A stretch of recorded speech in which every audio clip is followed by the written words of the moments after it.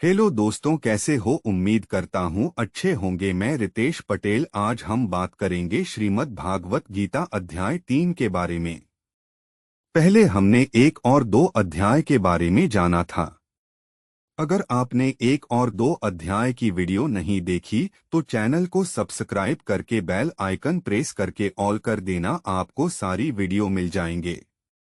तो शुरू करते हैं अध्याय 3। श्रीमद् भगवद गीता अध्याय 3 कर्मयोग। अध्याय 3 का मुख्य विषय कर्मयोग है, यानी कर्म के माध्यम से भगवान को प्राप्त करने का मार्ग। यह अध्याय अर्जुन के एक महत्वपूर्ण प्रश्न से शुरू होता है। अर्जुन भगवान कृष्ण से पूछते हैं कि जब ज्ञान सांख्य योग को कर्म से श्रेष्ठ बताया गया है तो फिर उन्हें भयंकर युद्ध करने के लिए क्यों प्रेरित किया जा रहा है। इस पर भगवान कृष्ण अर्जुन को समझाते हैं कि इस संसार में कोई भी व्यक्ति एक पल के लिए भी बिना कर्म किए नहीं रह सकता। कर्म करना हर प्राणी के स्वभाव में है। वह बताते हैं कि 2 तरह के मार्ग हैं। ज्ञान योग, सांख्य योग। यह मार्ग उन लोगों के लिए है जो कर्मों का त्याग करके ज्ञान और ध्यान में लीन होना चाहते हैं।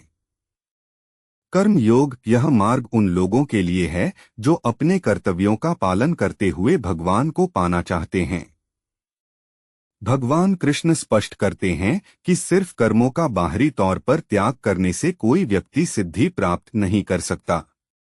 महत्वपूर्ण यह है कि व्यक्ति कर्म तो करे, लेकिन फल की इच्छा से रहित होकर करे। इसे निष्काम कर्म कहते हैं। अध्याय के प्रमुख बिंदु। कर्म की अनिवार्यता। कोई भी व्यक्ति कर्म किए बिना नहीं रह सकता। यहाँ तक कि शरीर को चलाने के लिए भी कर्म करना पड़ता है। कर्तव्य पालन। हमें अपने निर्धारित कर्तव्यों का पालन करना चाहिए, क्योंकि कर्म न करने से जीवन ही संभव नहीं है। यज्ञ के रूप में कर्म। भगवान कृष्ण कहते हैं कि जो कर्म यज्ञ की भावना से किए जाते हैं वे बंधन नहीं बनते। यज्ञ का अर्थ है दूसरों की भलाई के लिए किया गया कार्य।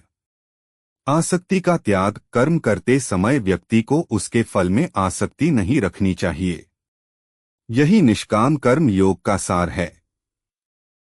श्रेणी का महत्व। जिस प्रकार ज्ञानी व्यक्ति कर्म करते हैं उसी प्रकार अज्ञानी व्यक्ति भी कर्म करते हैं। ज्ञानी व्यक्ति को चाहिए कि वह अपने कर्मों से अज्ञानी लोगों को भी सही मार्ग पर चलने की प्रेरणा दें।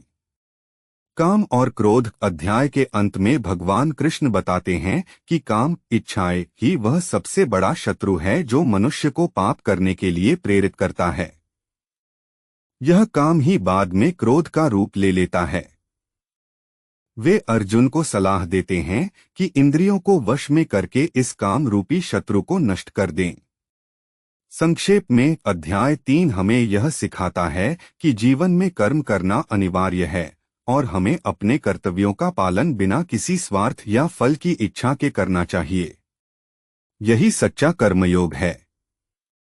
अगर आप किसी और अध्याय या श्लोक के बारे में जानना चाहते हैं तो कृपया पूछें।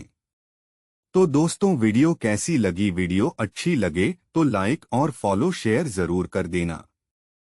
ऐसे ही इंटरेस्टिंग वीडियो के लिए बने रहे हमारे साथ। Thank you for watching video. मिलते हैं अगले वीडियो में। जय श्री कृष्णा।